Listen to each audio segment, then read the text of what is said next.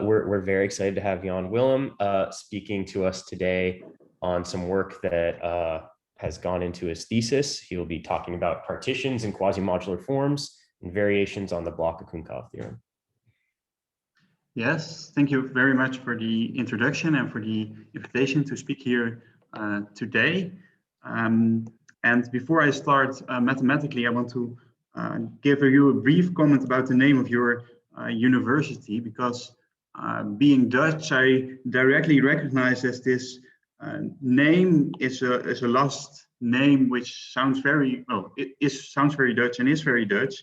And in fact, so if you go to the map of Europe, then you have a small country, the Netherlands, which is where the blue dot is, and also the red marked point. So I'm called Van Ittersum, and this is called after a small village, which is marked red. But then, oh, it's over here, it's really a small village. But then I'm here at the University of Utrecht, and very close to it. It's only 10 minutes by bike. We are Dutch, so we go by bike. There's a small village called De Beeld. Here it is. And I think it used to be a village of farmers, but I looked it up, and the Cornelius Vanderbilt, who donated a large sum of money so that your university could be founded, well, I don't think he is from here, but at least his ancestors were from here, and they were farmers over here. So this is very close to where I am. So I thought it would be funny to mention this at the beginning, and then now I will start with indeed what you said, partitions and quasi-modular forms. So what we will do in this talk is consider a mapping called the Q bracket, and the input for this mapping is a function. It's a function from partitions to complex numbers, but being a number theorist, I would rather take algebraic numbers. So let's do that. And so for me, a partition is a sequence of integers, which is ordered, it's non-increasing, and eventually it will get 0. And we have this notation for the size of the partition. So given such a function on partitions, we have the following thing, which we call the Q brackets of this function. So we sum this function over all partitions. We take the generating series, so weighted by some formal variable Q to the power the size of the partition, and then we normalize this. So this resembles the partition function in statistical physics, where the partitions are very different partitions. But nevertheless, so we get this as a formal power series in Q. And the good thing about this mapping is that it's linear. And the interesting thing about this mapping is that it's not respecting the multiplicative structure. So this we will see also later in this talk. But to get started, I want to give you an example where you can easily compute the Q bracket of a function, and also show how it's related to modular forms, or rather quasi-modular forms. But to get started with that, first I want to make one comment on the denominator of the Q bracket, because this is, since we know from the time of Euler, just the product like this, and this is also given as the eta function up to a power of Q. So here you already see modular forms entering the picture, but it becomes even more apparent if we take as our function just the size of the partition, and then -1/24, because we need it later. You will see that. Because if we take the Q bracket of this function, then, okay, it's linear, so we can have this -1/24, we can get this out, and then we get a logarithmic derivative of the generating series of all partitions. And this, well, as I already wrote here, is then the logarithmic derivative of this, and this is known to be the E2 Eisenstein series, the main example of a quasi-modular form. So by definition, it's given by this expression. Okay, so this is a verse example where we can quite easily compute the Q bracket. I will now go on by a highly non-trivial example, and this is the example given by shifted symmetric functions, and I will consider them directly as a family. So the family I will be considering is as follows. So we have this generating series W. So we are here again summing over all the indices of the parts of your partition, and now we do the thing that we subtract the index from the size of the partition, and then for convenience we add a half to that. So this is already a generating series, and later we will look at its expansion, at its Taylor coefficients. But this is the series which we consider either as a formal series or as a series with z, any complex number with negative imaginary part. And we will later compute well, actually we'll do that now. We will compute the Q brackets of this generating series, and these will be expressible in terms of the Jacobi theta series. So this is the series given by the following sum.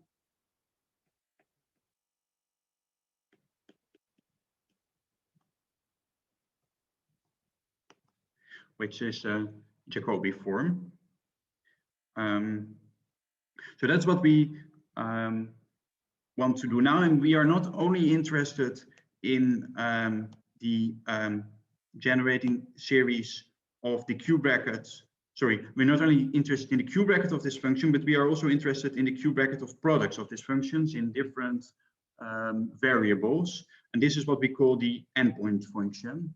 And the computation of these endpoint function is really something which is non-trivial, and in its generality it was computed by Bloch and Okounkov, which gave a direct formula for this, but today I want to focus on a recursive formula for these endpoint functions, namely the following. We have that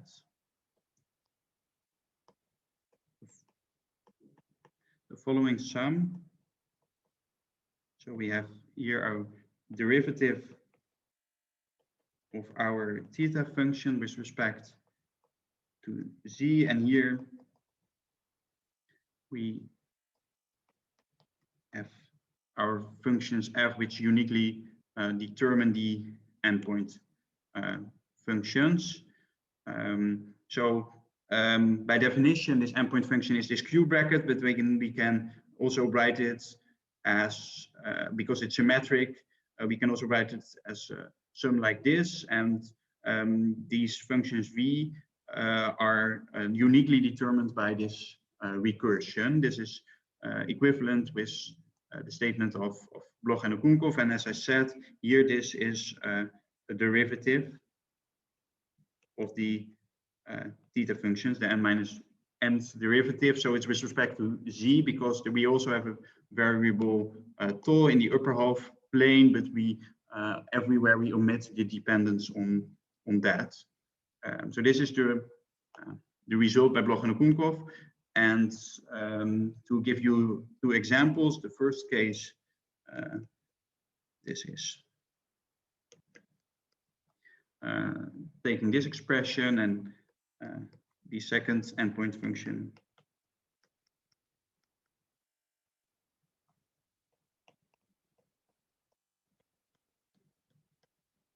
is given like this.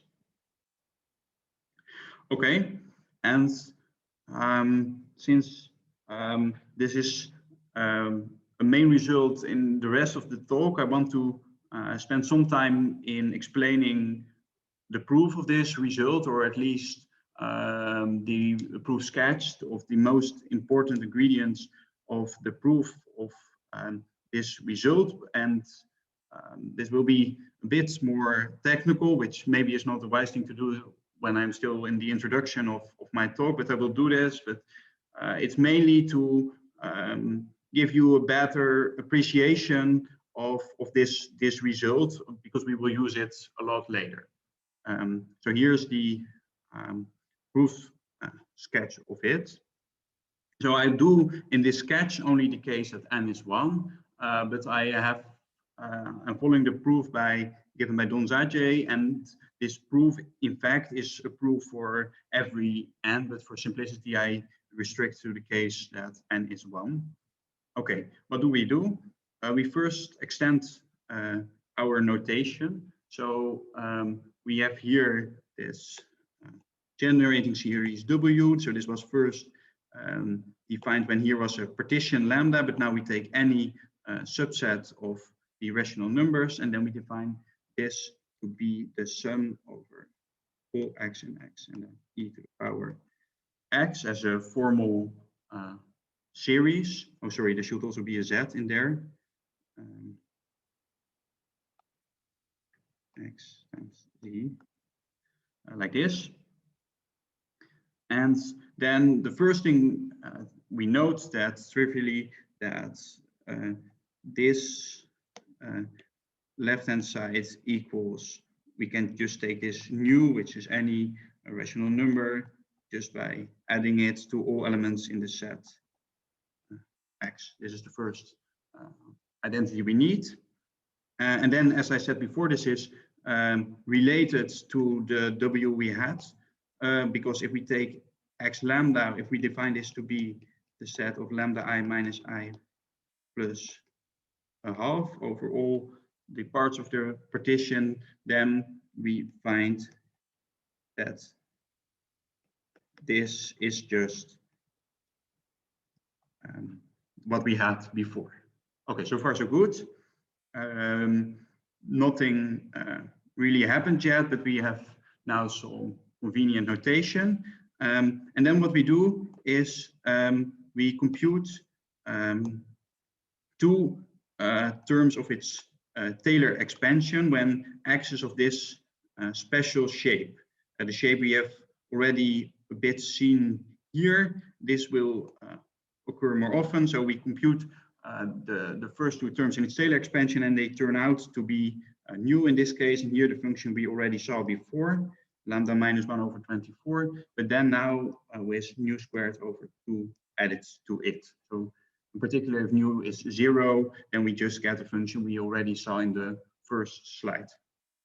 Okay, and then the key idea in this proof is defining the following involution. So we define x star to be, well, it's just the same as x is, but we add or subtract 0 from the set.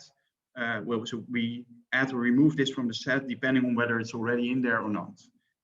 So that you see, if you do that, you in the definition, you will only add a constant to it, e to the power 0. So this is just equal to wx of z plus or minus 1 with the sign depending on whether 0 was already in there or not.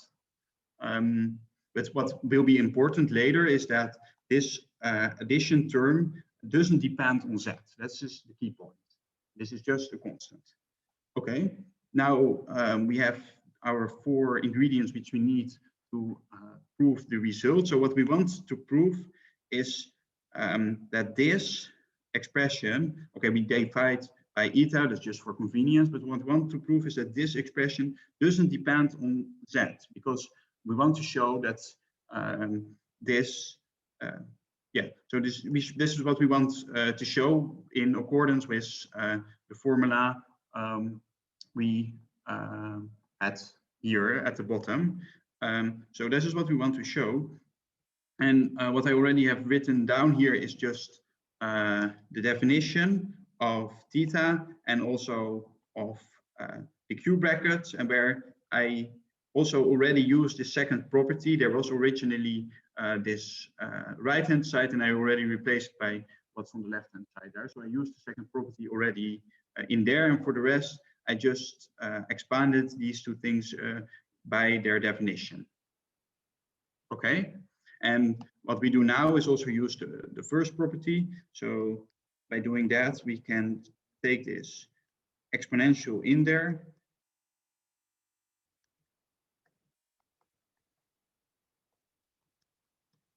We get this expression. And this is what we now want to study. And in particular, we want to study what happens if we apply our involution on this expression. And we do this term by term. So the first one, this one, to see what's happening here. So we recognize that this nu is exactly the constant term of the generating function here. And we also saw that by implying our involution, we add or subtract 1, depending on how our set X looked like. But this doesn't matter because it's here at the exponent of a sign. So we are sure that the sign changes, whether it's, so this sign, this global sign changes here. Okay, so this is what happens if we apply the involution to this term. Then we go to this term. Well, this is already given here. What happens is that we get back what, if we apply the involution, we get this back plus or minus 1. But together with this sign change, we just get, well, if we would add these up, we would just get a constant. Because what we will see now is that this last term, this is this one, so this is the coefficient of z. Well, these by this equality, the coefficients of z on both sides are the same. So this doesn't change. So what we will see is that if we imply our involution, we will get back this with a global minus sign now, and then another term which only has constants in front of the powers of q. So if indeed it's this is what we wanted, this does not depend on z by using this clever trick of this, by using this involution. And then that's indeed the result we wanted. The Bloch-Okounkov theorem here holds. Only requires to determine the constant term, which is easy because you can just compute a constant term here on the left. This is a trivial thing to do. So this proves the case, at least n is 1, and it also generalizes by extending these properties also to any n. Okay. So this was a very detailed proof. Now I want to change gears with respect to that, because now I want to give an overview of the things I want to talk about and put everything in a greater perspective. So what we have seen now is that if you start with an element of this space, so this, by this I mean all possible products of these w's in possibly different variables zi. If you have an element here, you land in some nice space, which I will only formally introduce at the end of my talk. I will call them the space of strictly meromorphic quasi-Jacobi forms. But for now, you can think about this space in two possible ways. But you can think of them as a space at least containing everything we already know it contains. So, for example, this function, it should be contained in there, but also all the fn's. And I will also tell you that all the derivatives are also in there. This is how you could think about this space until I formally introduce it. But you can also think of this space by their key property, namely, this is what we will need during this talk, that the Taylor coefficients, or rather Laurent coefficients in case we are expanding around Paul, but I will call them Taylor coefficients anyway, that the Taylor coefficients at rational points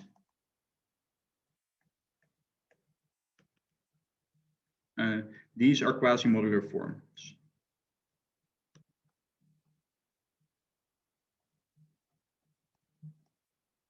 Of a certain level, which I will not specify. But this is the key property of the elements in this space. And so I'm also saying that all the functions we have here satisfy this property. This is a result I'm not proving, but this is true, and it's shouldn't be too surprising, but because this is a property what Jacobi forms, what is satisfied by Jacobi forms. Okay, and now we have this.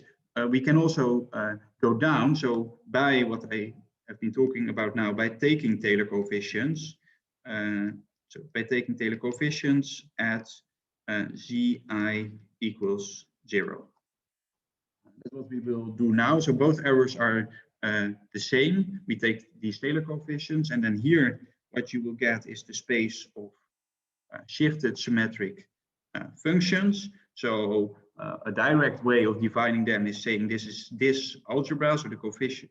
So this is generated multiplicatively by these functions. So this function Q2 is the function on the first slide, so the size of lambda minus 1 over 24. And in general, QK is given, well, either by, so the Taylor coefficient, the K minus 1 Taylor coefficients of the generating series, or by this direct formula where you again recognize this lambda I minus I plus a half. But there's also another term coming from the fact, well, set it physically, that you have to regularize the non-convergent sum, or mathematically well, it just appears there if you do the calculations, I would say. So these are the shifted symmetric functions, and then their Q bracket is a quasi-modular form. Yes, and by construction, this diagram is commutative.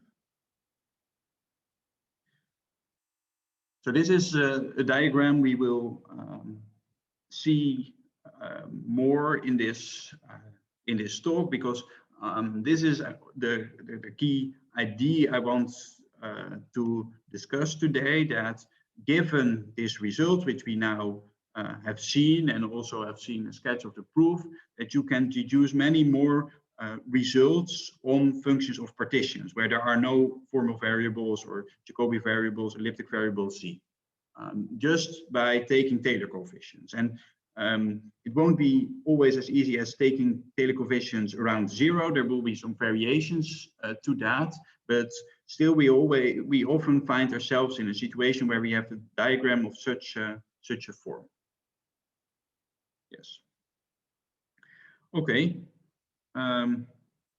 Then I go on by showing you some examples of functions of partitions, and I have for these, so I will show you 4, and for all these 4, I have here on the right have written references where they occur in relations to the Q bracket, but also reference where they occur in relation to enumerative geometry, because this results that the Q bracket is a quasi-modular form is applied in many places in enumerative geometry, and it's not the purpose of my talk to discuss this today, but for completeness, I have written a few examples where these Q brackets are occurring with these corresponding functions.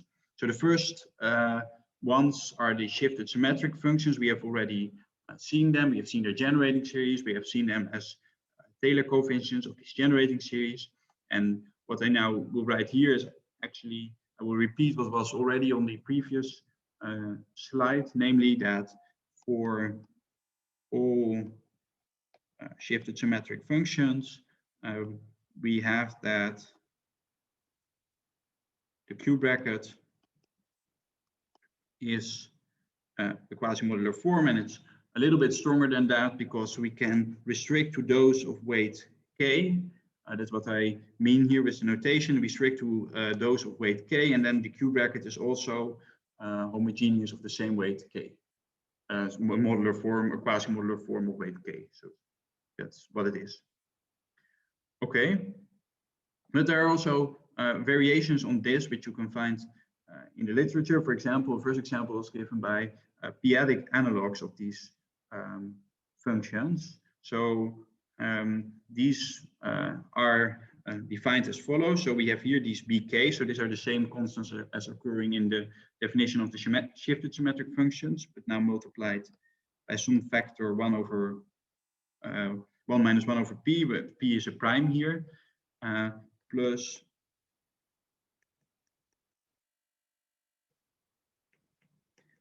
a certain sum where we require that the greatest common divisor of 2 times the part minus 2i plus 1 is 1.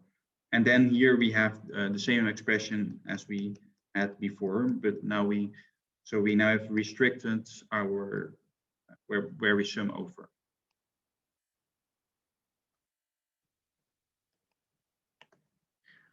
Okay, this is 1 and 2. Now there are also the hook length moments or the t hook functions. Let's define them first. So I will define them like this.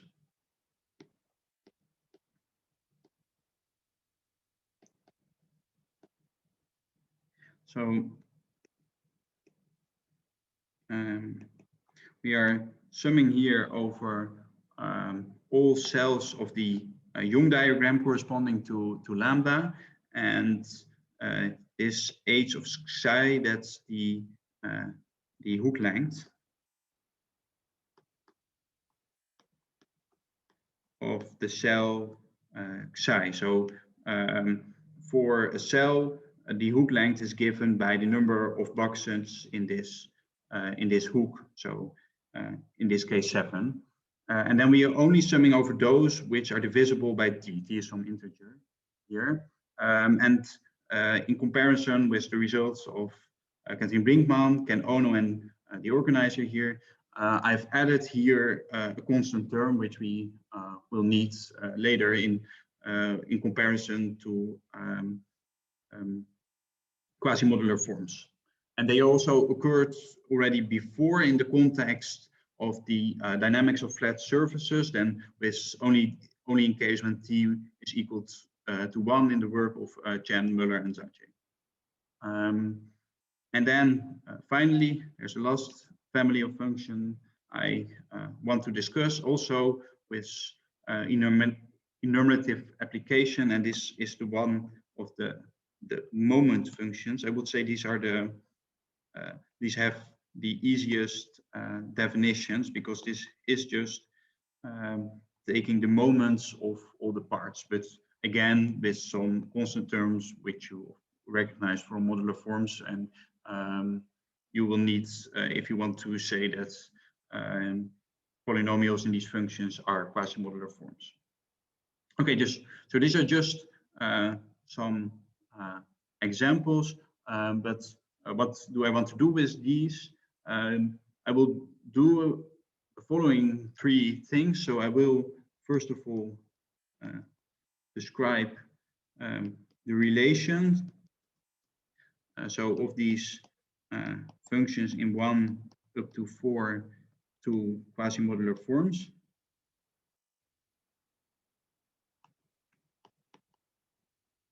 Well, for the first one, the shifted symmetric functions, I already did that because I said the Q bracket is a quasi-modular forms, but for the rest, I still have to do that. And secondly, I want to describe how when one can obtain, or maybe cannot obtain, the second until the last one, the fourth, from the shifted symmetric functions. So I will discuss how they are related to each other, and then finally, if time permits, I will also introduce the space I promise you to introduce. Okay, this is what I want to do.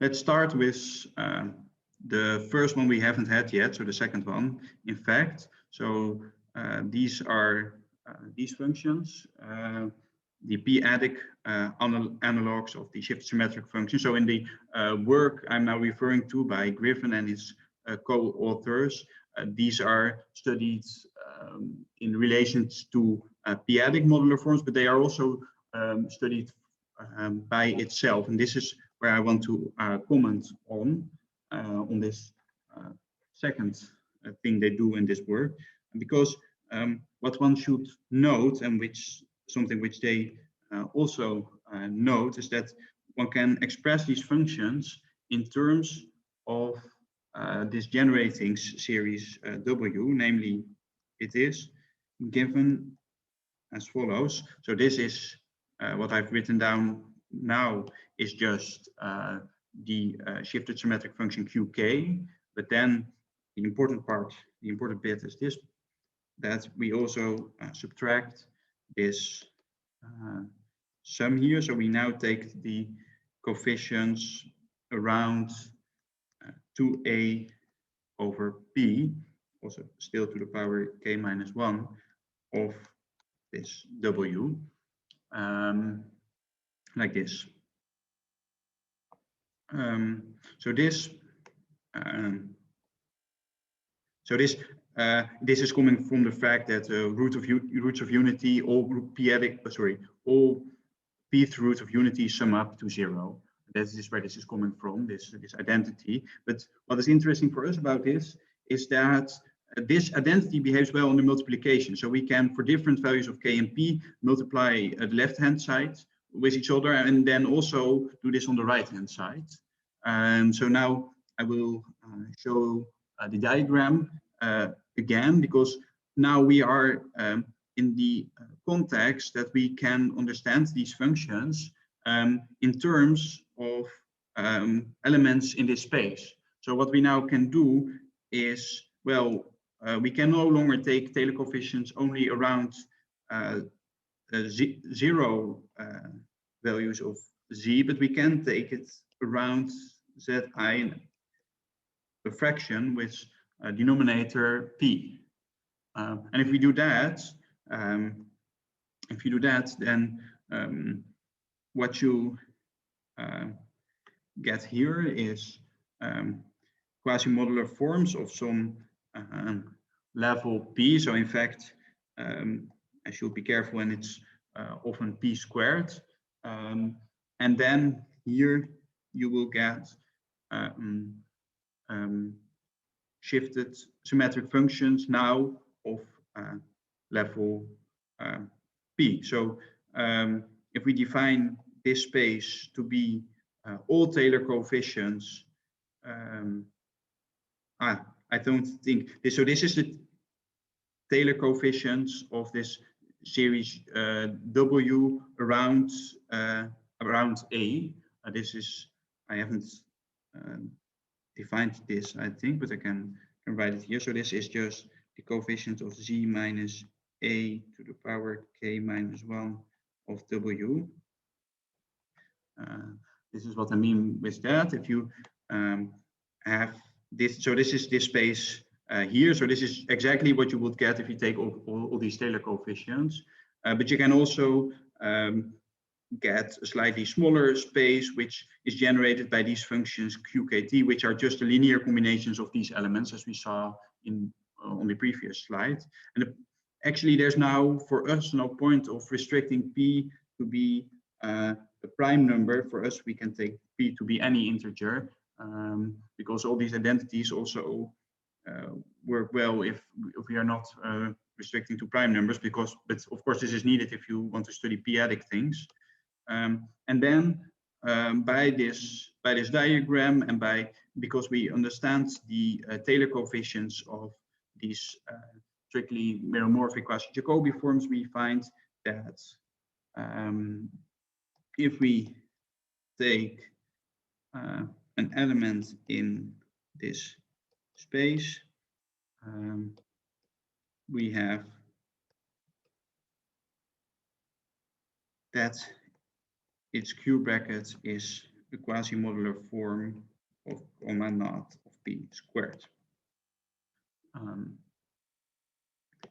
So this was also mentioned as a remark that the authors, so Griffin and the authors, so the authors of who introduced these functions, that this probably would be true, but they didn't prove it, and it required that you could understand the Taylor coefficients of these functions in here, and once you do that, you can directly conclude that not only for the generators here, but also for any polynomial in them which is homogeneous, you find that the Q brackets are quasi-modular forms of now specified for a specified group.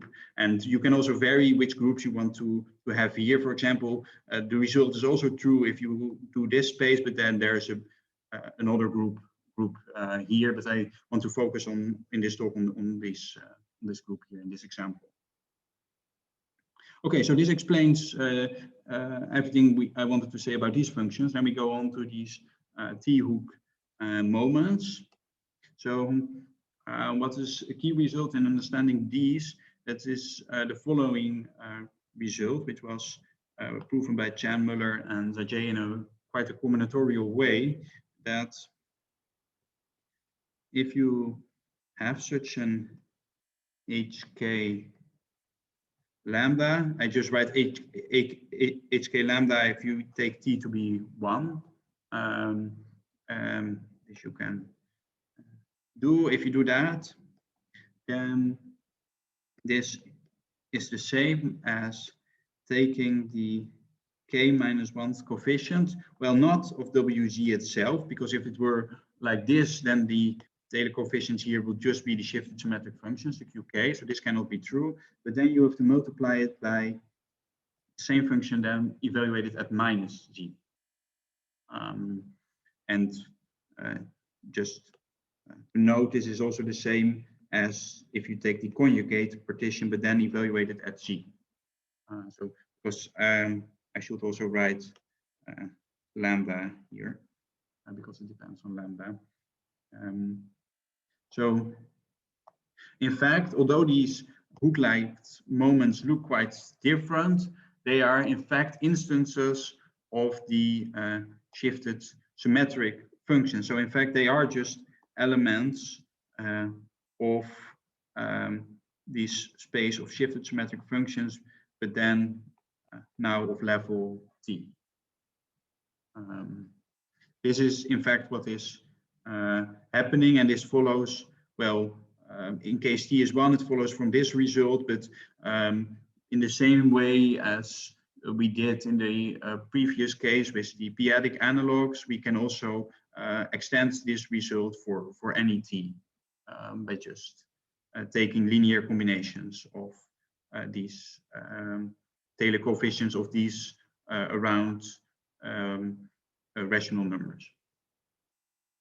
Okay, so then if you would write just Hn for this space, well, in fact, it already follows from the fact that these hook length moments or the T-hook moments that they are in there, but if you consider their algebra, then it's also a direct corollary that for element in here, and it's just some integer, and then we have that the Q bracket is the quasi-modular form for this group.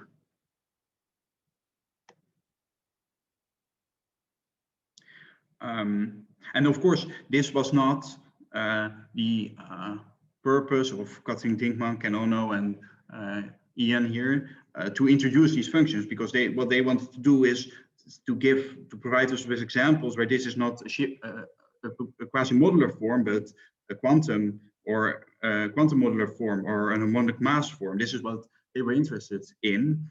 And well, but given what we have now, that's this result that the Q bracket of elements in here is a quasi-modular form for any element in this algebra, you can also wonder what happens if you take products, for example, with K1 and K2 both negative, or combinations with some even and odd.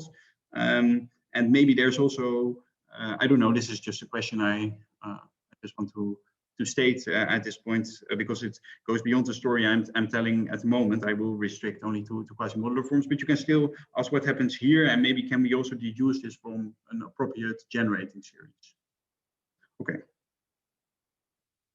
Then I will continue with the last family of functions, the moment functions. So these were defined like this, and these moment functions are not as direct as we in the previous two examples related to shifted symmetric functions, but there is a relation via the Müller transform. So this is defined as follow. So we are now taking a partition of size n. We are summing over all other partitions, so all partitions of size m, and then by using the representation T of the symmetric group, we alter the value. So this is the size of the conjugacy class corresponding to mu, and this is the character of the representation of the symmetric group given by gamma. The representations are given by partitions at a permutation of type mu.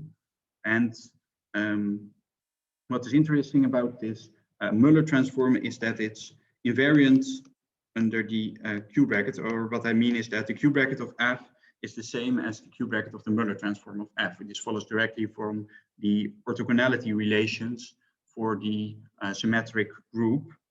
And what we have is that if you take the Müller transform of some of these moment functions, then you get some of these T-hook moments where again T here is 1. This again is a combinatorial result, but if you combine these two results, you will find that also these moment functions have a quasi-modular Q bracket. This is a rather roundabout way. You can also prove this directly, which is much simpler.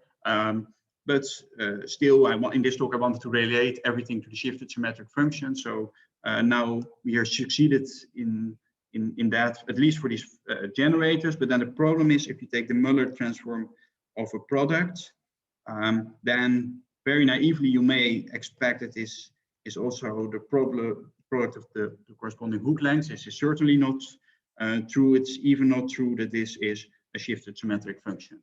So already, if you start taking single products, but if you go on, it remains like this, you are not, again, shifted symmetric.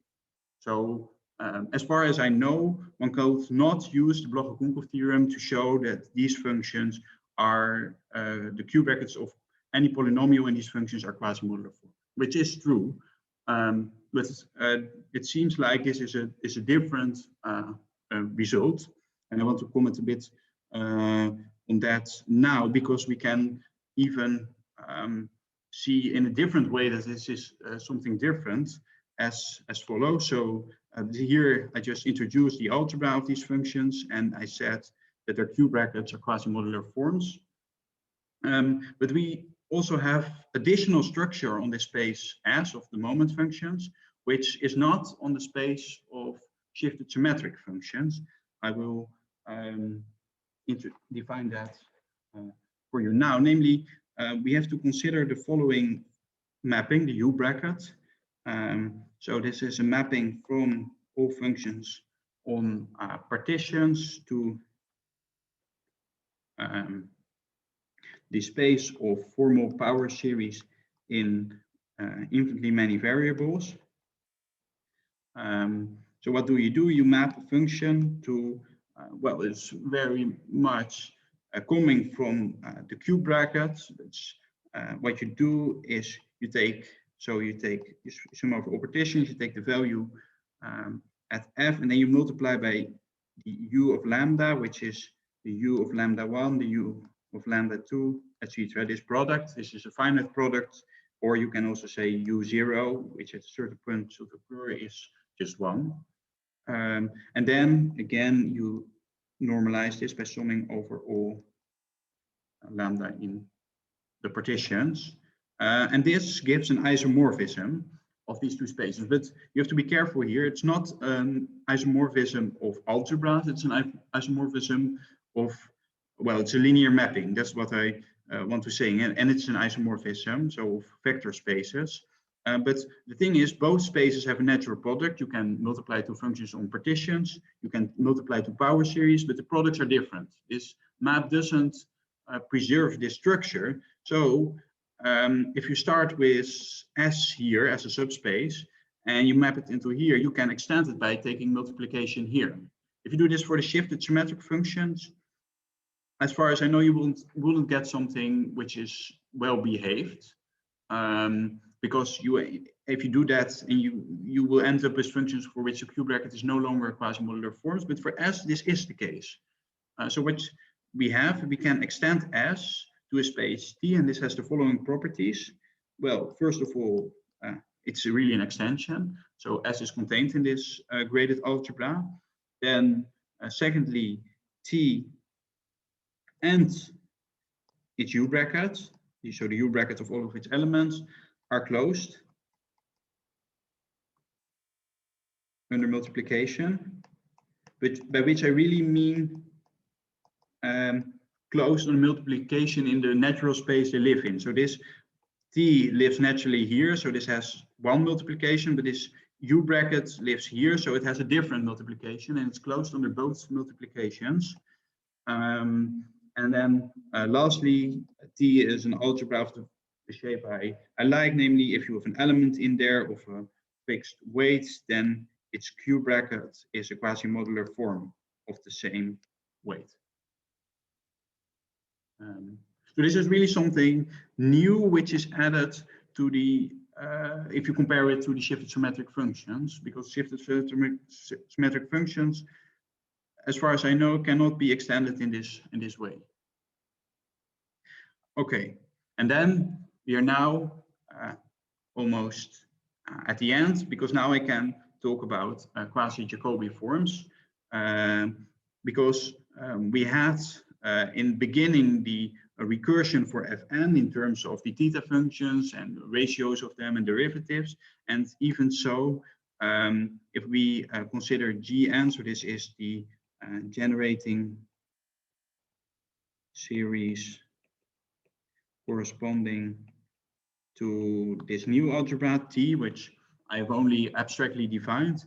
If we do that, then in fact the generating series is a very easy shape coming from this new product, which is very well behaved with respect to the Q bracket, as you already can see from the definition, that this product should, well, the Q brackets, if you restrict it to this space, should be really nice. In fact, it's now respecting the product here. Okay, but it takes a nice shape, namely it's, oh, sorry, minus a half theta.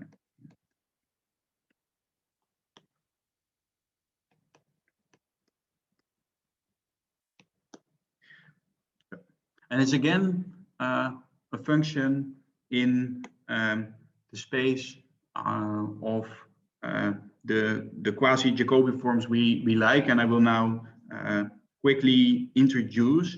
But first, I want to make here a brief comment, and that's in order to do so, we have to consider the action of the Jacobi group on elements in this space. So as you probably know, that if you act with an element of SO2Z, gamma is in SO2Z on the E2 Eisenstein series, you don't get E2, which you would get if it were a modular form, but you will get also a second term which is of as this shape. And also for the derivative of theta, now we have not the action of modular forms, but then now the action of Jacobi forms here. And if we take an element in SO2Z, then you get this. So this is what you would get if it were a true Jacobi form, but now you get an additional term where again you have the C over C top plus D and also a Z.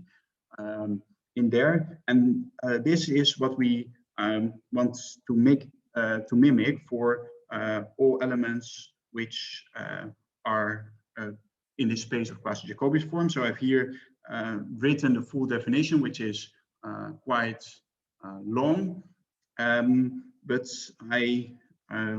for completeness, I wrote everything. But what I want to mention is, so here in I explain what strict means, why strictly meromorphic. So you start just by a function which is meromorphic, but here I explain what means strict. So this means the poles are constant with respect to tau. So if you have an element in here which is a pole of this function for some tau, it's a pole for all generic tau, and a pole, I mean a pole of this function. So a pole really in terms of the elliptic variables, and because these tau variables we consider as parameters.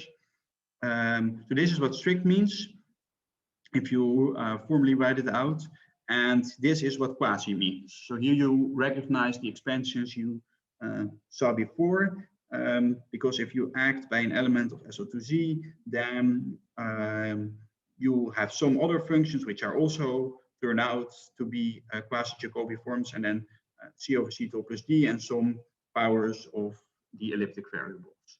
And you have a similar transformation for the elliptic variables here. And then again, the key property of the function, so I will repeat it here, but now, because now I can be a bit more precise, is that the Taylor coefficients. So if you have a Jacobi form, and this is also true for quasi-Jacobi forms, you should take the Taylor coefficients of this function around z is 0. So this is equivalent with taking Taylor coefficients out around rational variables. So for x in this here are quasi-modular. But now there's one thing which I have to add: if lambda is 0. With lambda, I mean I always write x like this. It's also true if lambda is non-zero, but then it gets a bit more technical. You have to adapt this slash action here. And I can explain this at the end. But because of reason of time, I will now first go on with the story, because then the main result now we have formally introduced quasi-Jacobi forms is that if you start with a function v, of which you should really think as being w, but it can also be a function which is coming from the elements of my new algebra T. If you start with such a function such that you have a mapping to quasi-Jacobi forms, and there is one condition which I did not write down, is that the Q bracket of elements here should be of some prescribed weights in there, but that's it, and it's the same as with the function W. Then you can extend this diagram. Now you know how to do this by taking Taylor coefficients, and you can just have here some algebra Fn. It's just defined by this mapping, all Taylor coefficients with a denominator at most n, and then you get here a mapping. With this mapping is just a Q bracket, and then you get here quasi-modular forms of some level, say n squared. You can make precise what level there is. For example, if you do these linear combinations we had before, then you will really get so then you will really get m of gamma naught of n squared if you do it as we were doing in this talk today. And then as a final example, I want to say that you can also do this. So to this functions sk, but now I have also added this t up here. So this is divisible. You can see it here. So all the parts are now divisible by t. and you can apply it for all elements in this algebra generated by these elements, and then you indeed get a quasi-modular form. I forgot to write the group, but it is indeed gamma naught of n squared. So this is again an application of this diagram, as we have seen now several times in this talk. Yes, and with this picture on the slide, I want to end. Thank you for your attention. Great. Let's thank Jan-Willem for his talk. Let's see. Does anyone have any questions?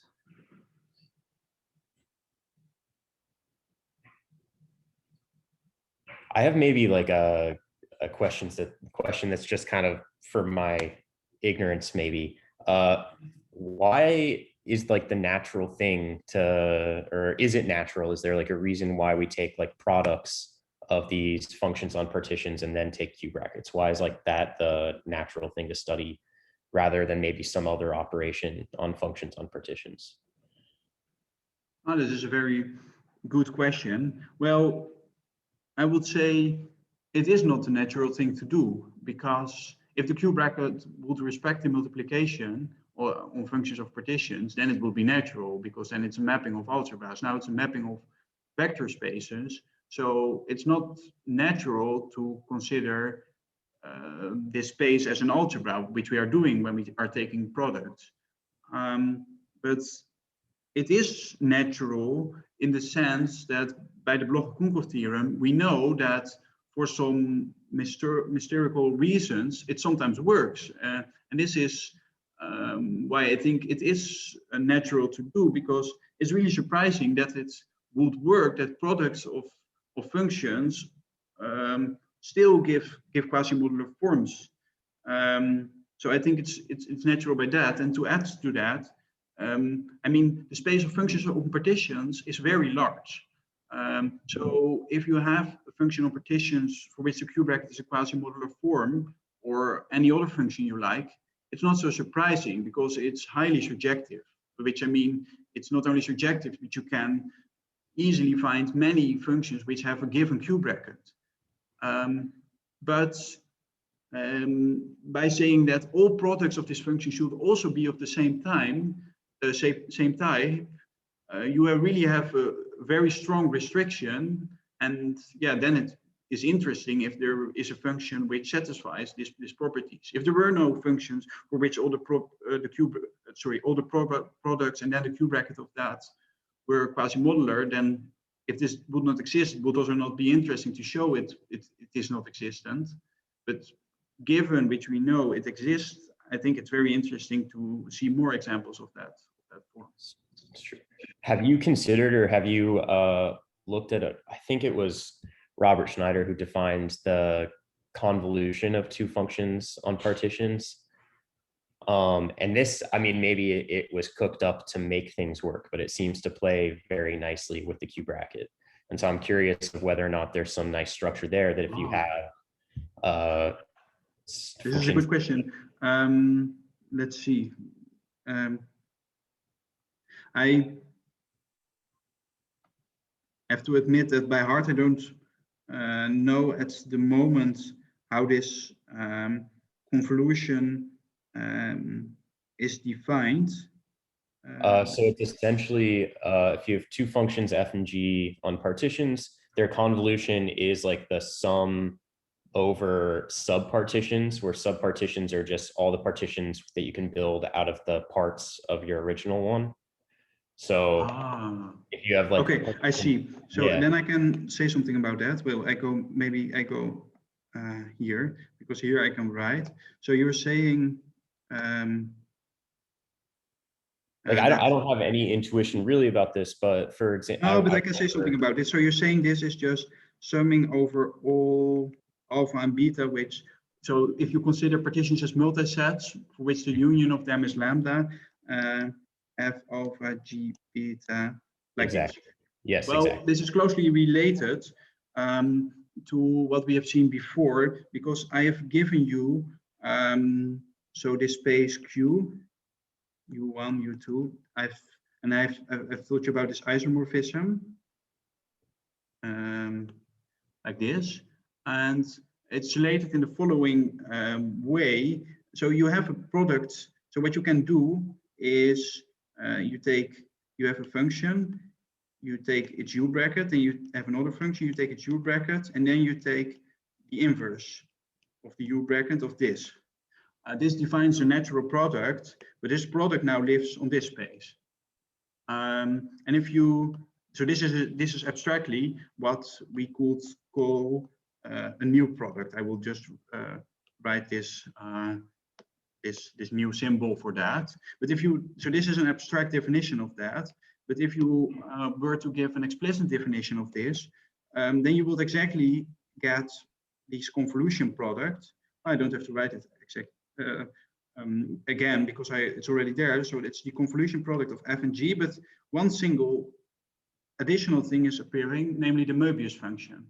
So this is the same Mobius function as Robert Schneider also has.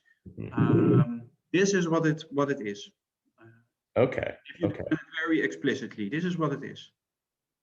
Okay. Interesting. Thanks. And this mu, this is coming from the denominator of the Q bracket. Right. That's just like a QQ infinity, essentially. Yeah. Yeah. So the products he is considering are very natural.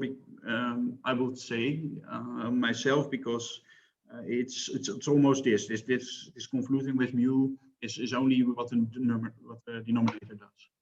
Okay. Interesting. Thanks. Cool. That's very interesting. Does anyone else have any questions? All right, then let's thank Jan-Willem again. I can